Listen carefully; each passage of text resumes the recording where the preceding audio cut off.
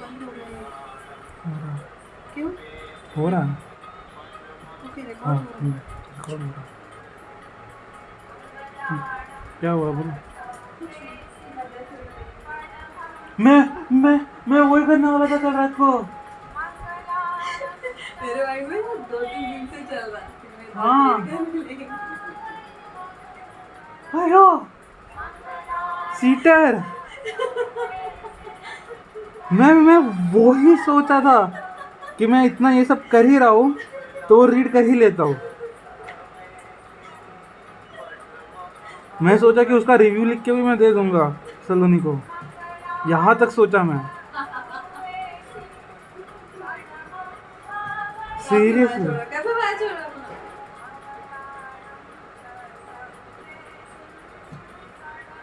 Seriously बनना।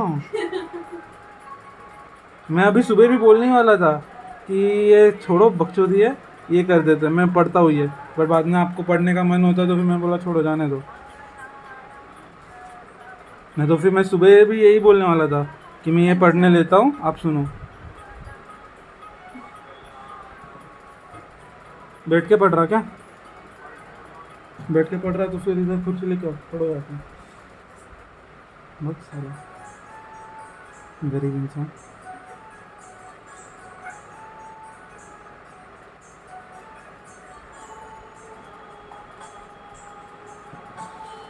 I guess this is why I like Sunday.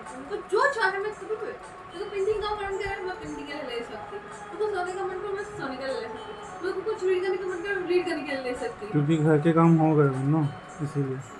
समझा? नहीं तो फिर मैं अभी ये सब बोलता नहीं था। ठीक है समझा क्या?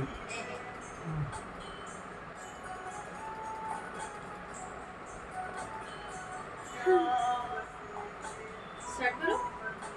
करो। There's a blow and introduction.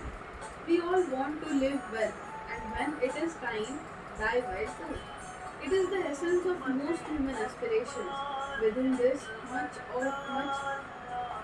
not most, of human endeavor is dedicated to living well, and the outcome reflects it. Humans have achieved much in terms of living well. We have managed to acquire more comfort and convenience than any other generation in the past. However, when it comes to dying well, it cannot be said that we die in any way better than our ancestors. Many factors explain why humans were successful with living better but not dying better.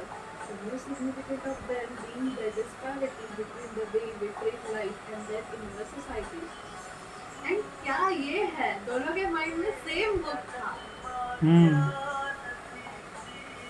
इतने सारे books है, but in all of them death. Everywhere in the बात तो world, सही है।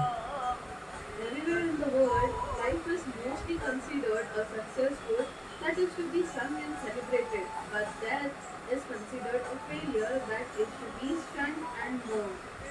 Oddly enough, in the constituent dichotomy of life and death, it is life that is four-letter word, not death. Yet in the world, it is death that gets the bad press. Death is a word whose mere utterance can hush dinner conversations. Children are taught never to utter the word at home, fearing that the god of death might feel invited and choose to visit. But this is tried and tested by you. तुम इतने बार death बोल दो, but तो फिर भी death तुम्हारे पास आ नहीं रहा. तो भगवान is not hearing. On the other hand, the others are so on a quest to invent overly euphemism that try to mask the blankness of the event with vanity. It is said that humans do not know much about death because they do not know too much about life in the first place. चोद दिया कहाँ? जान चोद दिया। Death तुझे is ये नहीं मालूम इसीलिए तुझे ये नहीं मालूम। Death is a brief occurrence at the end of a long life. But even after having lived a full lifetime, people are clueless about simple questions about life, like where did we come from and where are we going? So confusion about death is understandable. However, it must be acknowledged that in recent times, humankind has indeed traveled far from its simplistic understanding that life is God's gift and death His work.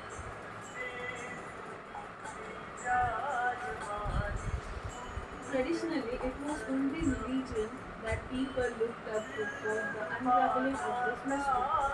Adjustif- Adjustication of matters related to death and dying was mostly in the hands of shamans and priests of various kinds.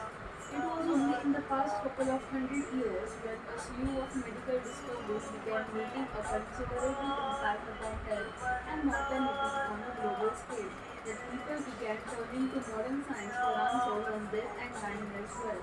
The success of modern science in dealing with matters of death and dying can be seen in phenomenal improvement in just two of the key global health parameters life expectancy and infant mortality. No better testimony to the success of modern medicine is needed than the burgeoning global population of 7.75 billion people on the planet. With this development, modern medicine has firmly dislodged everything else as the final adjudicator of all matters of life and death. Modern science, characterized by objectivity and universality, has now enabled people to look at death in ways that were not possible before. However, the blazing trail left behind by modern science is not without its blind spots, dangers, and destruction. One major outcome of death being handled by modern science is what has come to be called the medicalization of death. Death, especially is the more advanced country, uh, Death, especially in the more advanced countries, is no longer looked at as natural phenomena, but as a medical condition, with even ordinary life events and conditions being treated as risk and disease. Death being preceded by excessive and often aggressive medical interventions has become the new norm. Moreover, humans have never been comfortable with their mortal nature, so the success of medical science has only breathed a fresh lease of life to the historic quest for immortality. Riding on the shoulders of modern science, people have now begun to speculate if deathlessness is not in fact the norm and death an aberration. It has emboldened people to wonder if there is not just one more disease that needs to be conquered.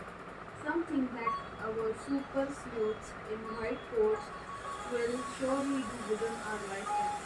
Our growing capability to interfere the fundamental life process has undoubtedly increased our propensity to overdo it.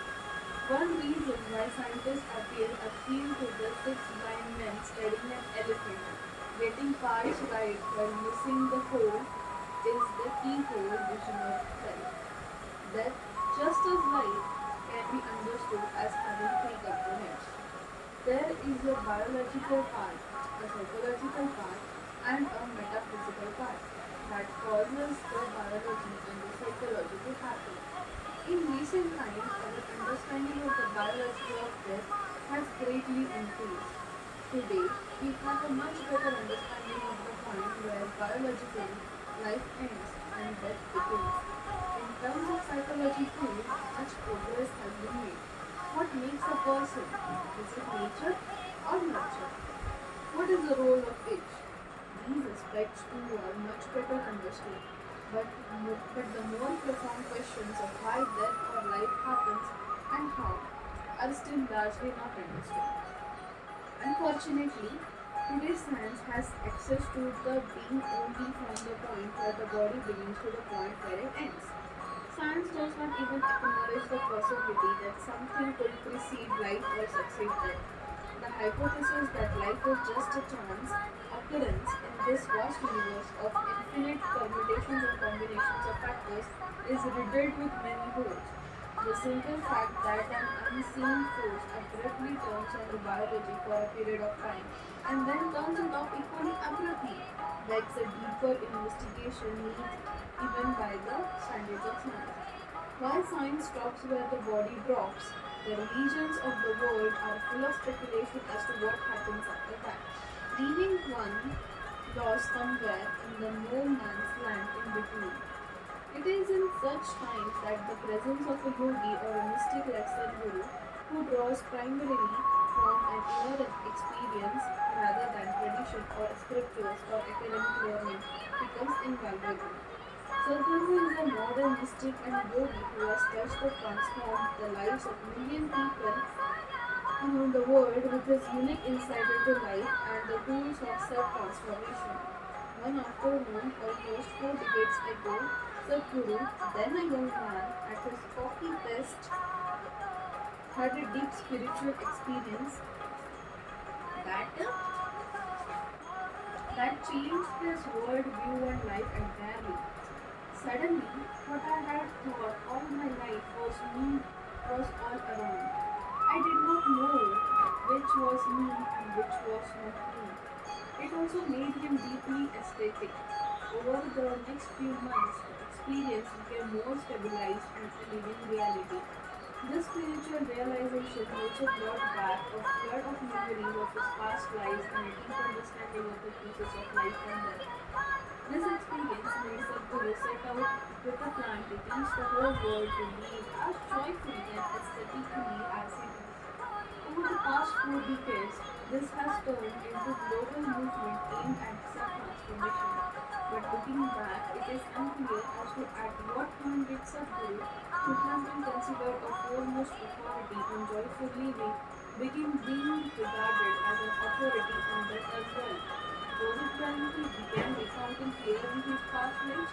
Or was it 25 years ago when he articulated for the first time the purpose of his current life?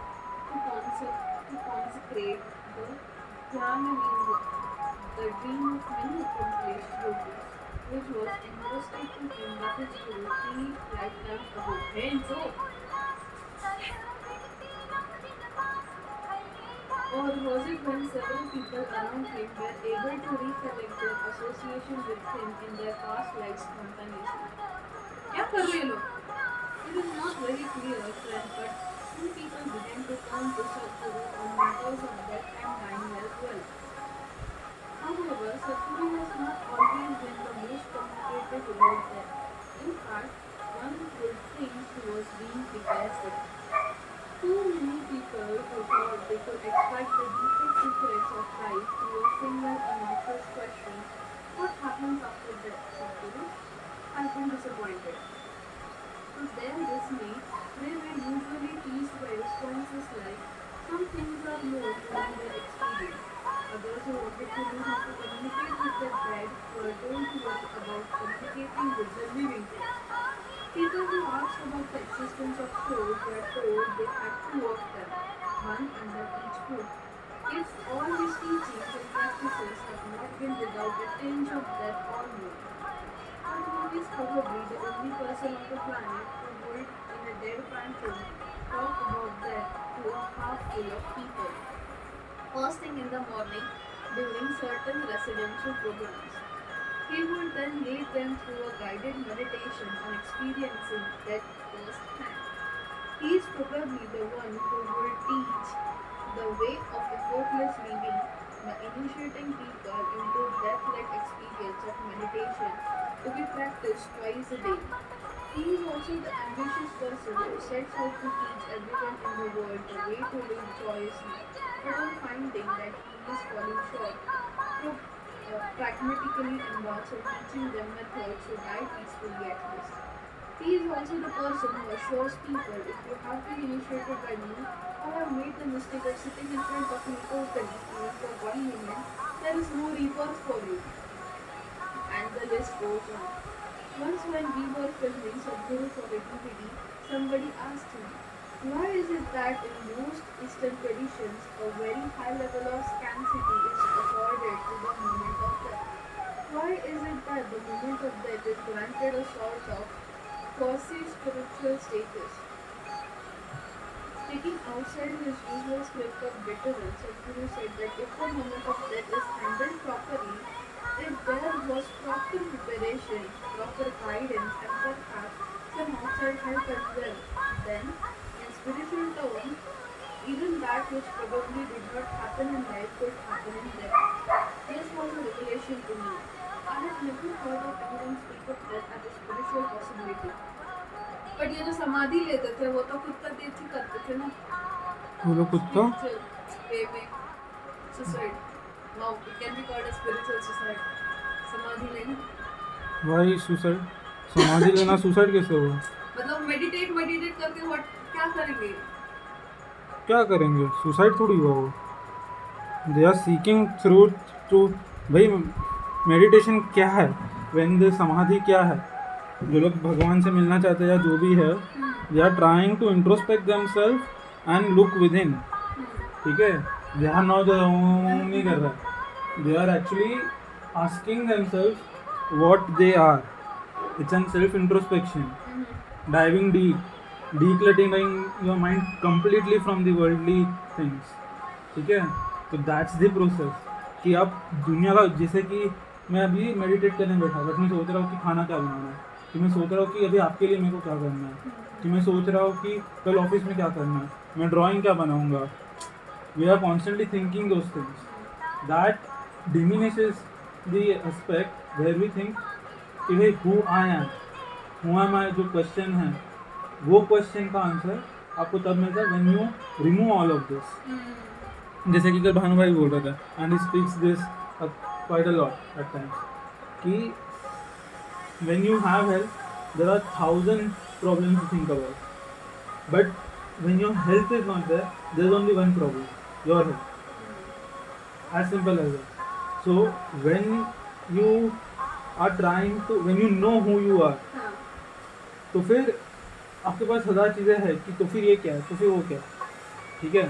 But once you understand who you actually are और what human is, what their purpose is, ठीक है, तो ये सब चीज़ matter ही नहीं करेगा, ठीक है?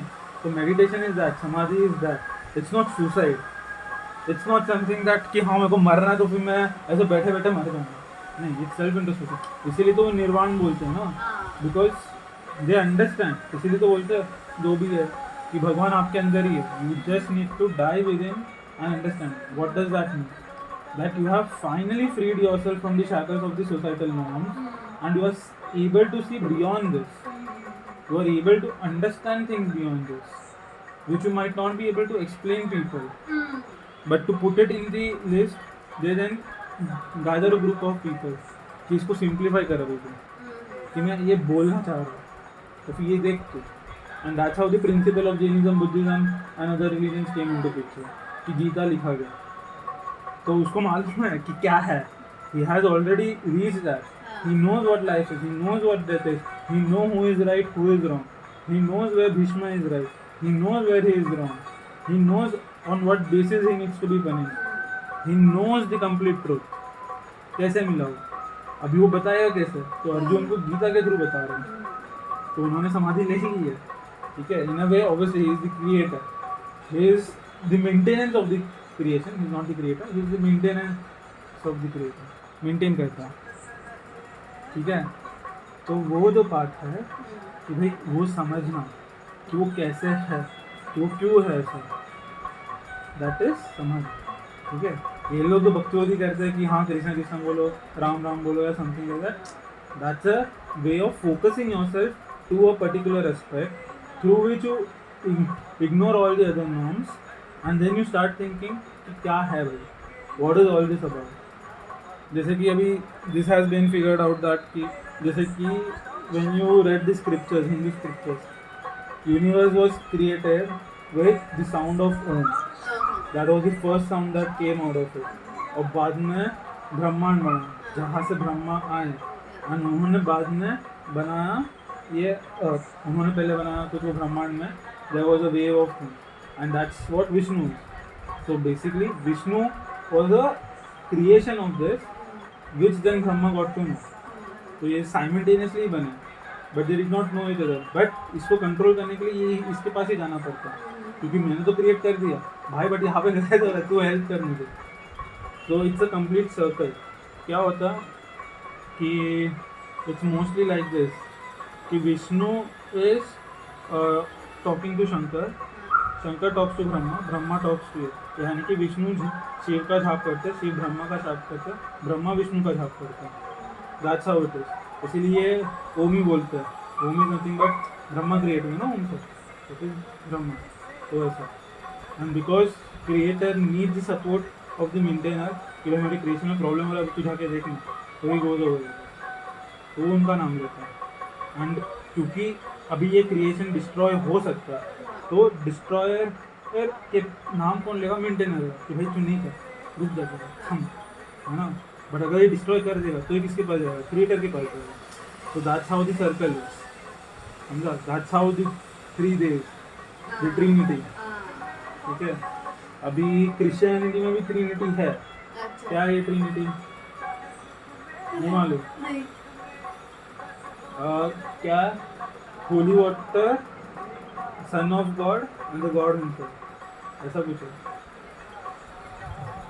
In the name of God, the holy water and the spirit, ये कुछ है, ये तीन बनाते हैं trinity in Christianity. But in Hinduism it's nothing but Brahma Vishnu Mahesh, Mahesh being Shiv.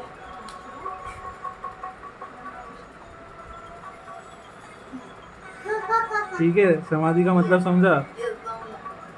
तो इट्स नॉट, इसलिए तो वो कहीं ना कहीं पे बोल रहा है ना कि when he went through this he started understanding his past things, कि भाई क्या है, क्या हुआ था करके।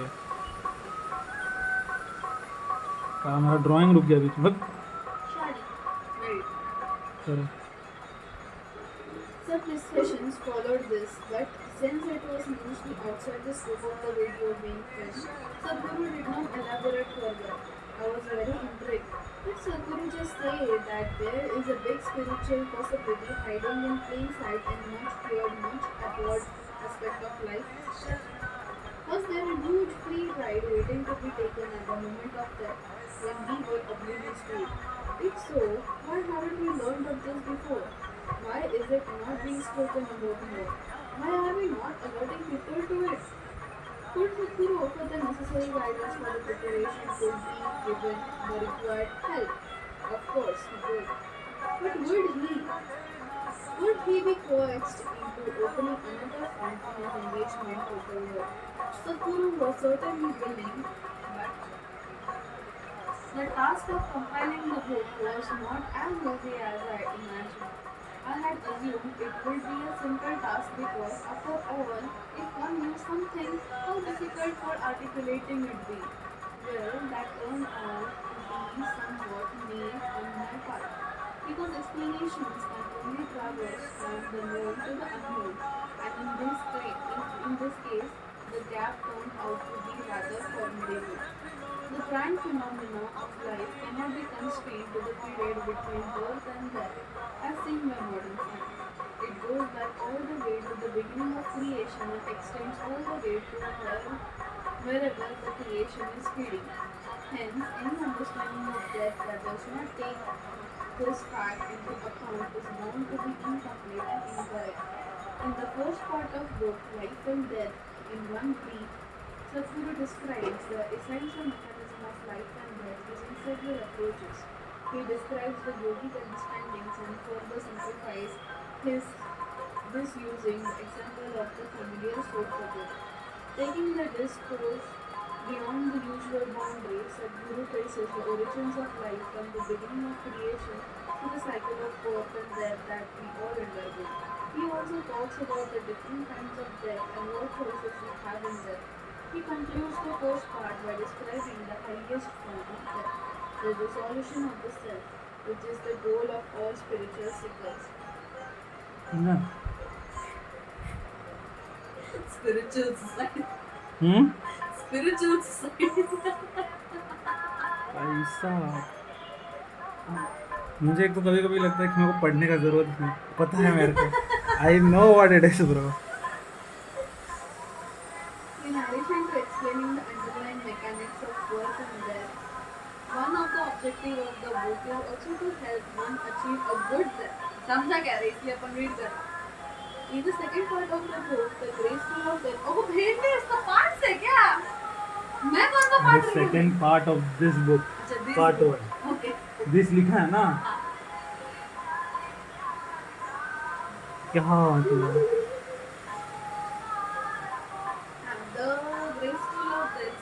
clarifies what a good death is and what preparation we can make for it. Moreover, when a person is dying, he is in the most vulnerable situation, unable to help himself.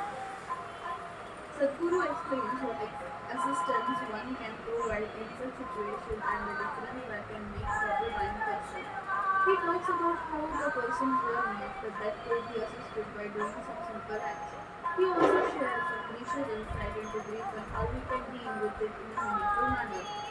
The afterlife is strictly not a part of process of death and dying, but a byproduct of it. In the third part of the book, Life After Death, Sadhguru offers an insight into this much misunderstood and maligned aspect of life. Here, Sadhguru talks about ghost spirits, their origin and their lives, what they can and cannot do to us, and how we can protect ourselves. He also talks about the process of reincarnation, what passes on from one world to another, and what is lost. He also examines if our previous lives are of any relevance to the present lives at all. In this context, Sadhguru talks about his own past lives and answers the question people frequently ask him. Will he be coming back? The book is in no way complete in presenting all that we seek to know about death and dying, nor is it the sum total of all that Sadhguru has to offer. But we hope it will be an active force to dispel the gamut of misconceptions about death in the world. The most significant aspect of the book, however, it is how the tools of the Blessed Guru and his presence in our midst can help us make our own death more graceful and spiritually significant. In all the ancient chatter about death and dying, it is hoped that this primary purpose of the book is not lost on the reader. Swami Nisarga. Part 1, Life and Death in One Breath. Death. Life and death live in me at once, never held one above the other. When one stands far, life I offer, in closeness only death I deal. In death of the limited will the deathless be. How to tell the fools of night endless degree. वापस read करूँ? हाँ करो, सुना नहीं। Life and death live in me at once, never held one above the other. When one stands far, life I offer. In closeness, only death I deal. In death of the limited, will the deathless be. How to tell the fools of my endless evade? अब मैं जरा पानी पीती हूँ। पानी यहाँ से खत्म हो गया।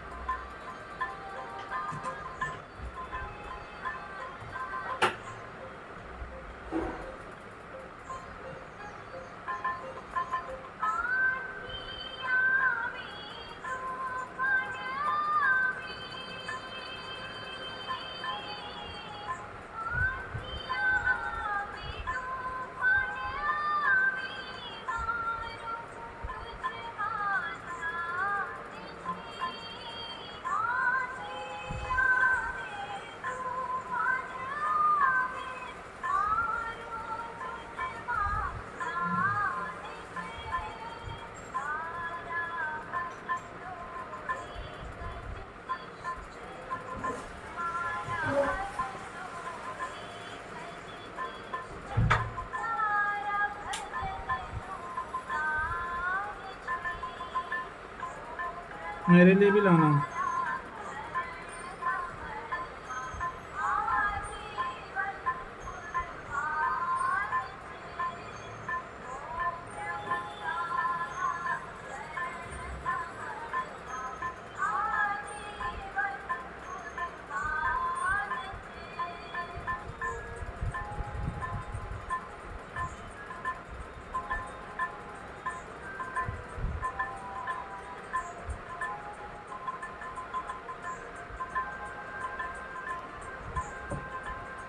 मैं अभिषेक को बोल देती हूँ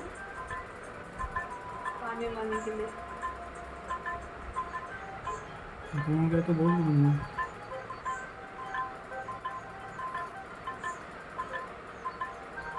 और 40 रुपीज़ भी अभी ट्रांसफर कर देती हूँ।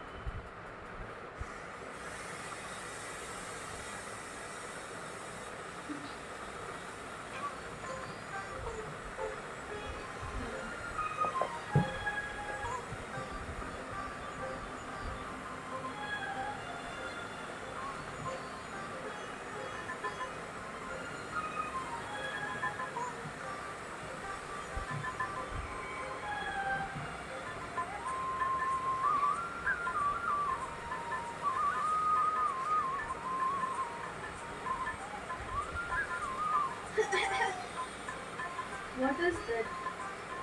That is the most fundamental question. Yet people can ignore it, avoid it, and just live on in their ignorance simply because all kinds of idiotic stories have been spread in the world in the name of religion. तुम सुन रहे हो ना? हम्म Death, the most fundamental question. Do you know you will die one day? Oh, I bless you with a long life, but anyway, you will die one day. You cannot be sure about other things in your life. You don't know if you will get married or not, or if you will get a job or not, if you will be successful or not. But this one thing is guaranteed in your life. You will go straight to your grave. One of the biggest human follies is to engage with death in the third person. As though it is an abstract event that happens to other people, not us. Do you know that about only 10,000 1,60,000 people in the world who were alive yesterday are not there today? Each second, number लिखा है क्या वो? हाँ number सामाज रखना चाहिए।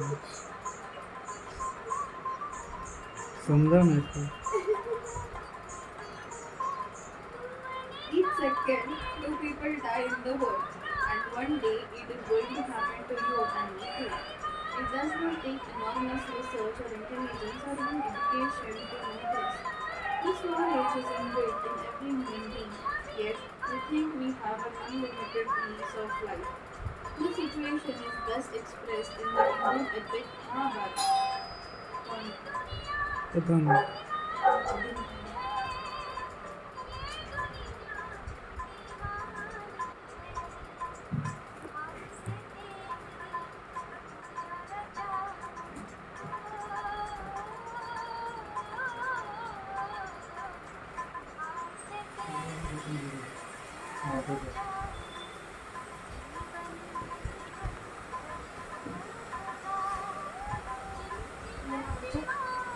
हम्म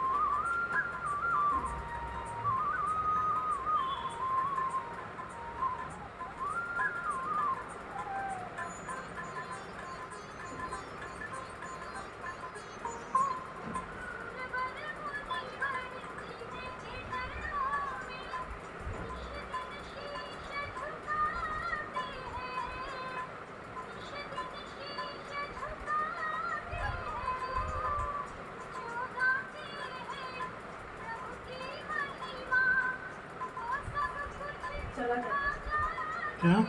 मैं बाहर जाने तक चला जाऊँ बॉटल खाली का बॉटल खाना। यहाँ रखा हाँ।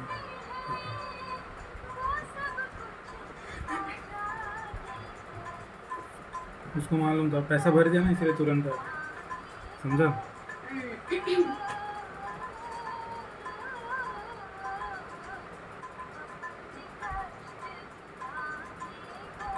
The five Pandava princes were the protagonists, are lost in the forest. Severely starved and parched, they sold अचानक 5 पांडव कैसे आ गए? अचानक 5 पांडव कैसे आ गए? अरे उसने बताया ना yet we think we have an unlimited lease of life. This situation is best expressed in Indian epic Mahabharata. अच्छा ठीक है। The five Pandava princes who were the protagonists are lost in the forest. Severely starved and parched, they scoured the nearby hills for water and food. They spot a lake, and as they try to drink from it, they are confronted by a yaksha, a celestial being in the form of a white crane insist they answer his question first. Refusing to be stopped by a mere bird, one by one, they try to drink from the lake and drop dead. Only Yudhishthir, the eldest of them, is left, always the humble and righteous one. Yudhishthir ignores his thirst and engages with the Yaksha, who fires a volley of questions about life at sea. One of those questions being, what is the biggest wonder of life? Without hesitation, Yudhishthir famously answers, hundreds and thousands of living beings meet death at every moment. Yet the foolish man thinks himself deathless and does not prepare for death. This is the biggest wonder of life. The Yaksha is pleased with this answer, so he allows him to drink from the lake and also restores the lives of his dead brothers. This happened 5000 years ago, but the human side regarding death has changed very little since then. Death is very fundamental question. Actually, death is closer to us than the statistics we read about it. Each moment, death is happening in us at the organ and cellular levels. That's it. This is how, with just one look at your insides, your doctor knows how old are you. In fact, death began in us even before you were born. Only if you are ignorant and unaware does it seem like death will come to you someday later. If you are aware, you will see both life and death are happening every moment. If, if you as much as breathe a little more consciously, you will notice that with every inhalation there is life. With every exhalation there is death.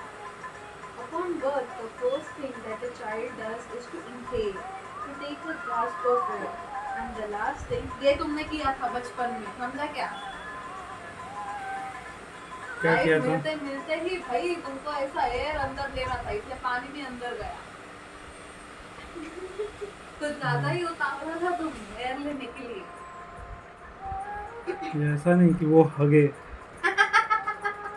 वो गया भाड़ में, doctors कैसे रख सकते हैं? मैं हगा बच्चा होके।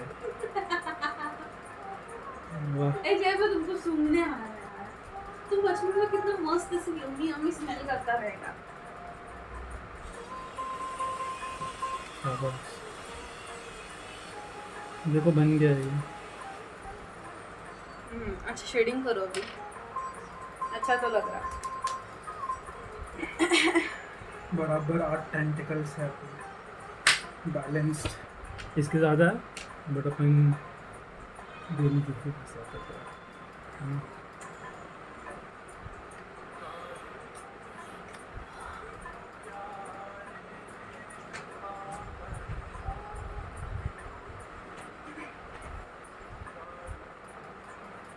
क्या नया नया लगा ना चीज़ें। And the last thing that you will do in your life is an exhalation.